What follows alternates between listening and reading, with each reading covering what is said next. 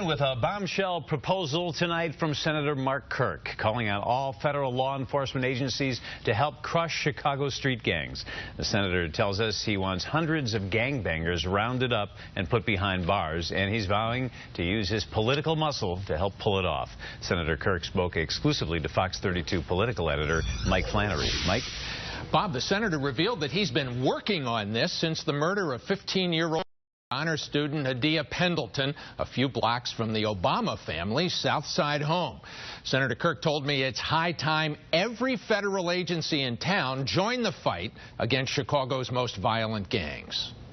I would like to crush them because they shot Hadia. Senator Kirk told me that two young men charged in connection with killing King High School cheerleader Hadia Pendleton were affiliated with the notorious Gangster Disciples. Kirk met last month with Chicago Police Superintendent Gary McCarthy, and he noted there may be more than 100,000 street gang members active here, recalling the role federal agents played in bringing down Al Capone 80 years ago. Kirk said it's time they did it again. My top priority is to arrest the Gangster Disciple gang, which is 18,000 people. I would like to do a mass pickup of them and put them all in the Thompson Correctional Facility. I will be proposing this to the assembled federal law enforcement, ATF, DEA, and FBI. Now, have you talked to federal prosecutors and the FBI about it? Yeah, I have. And what have they said? They usually say, oh, that's, when you talk about 18,000 arrests, ooh, that's a lot. I have talked to federal judges about how we could handle hundreds of defendants, especially with Senior Judge Holderman. And what would the charges be? Drug dealing and murdering people, which is what they do. Gangs in Chicago are businesses. They control 95% of the retail drug sales.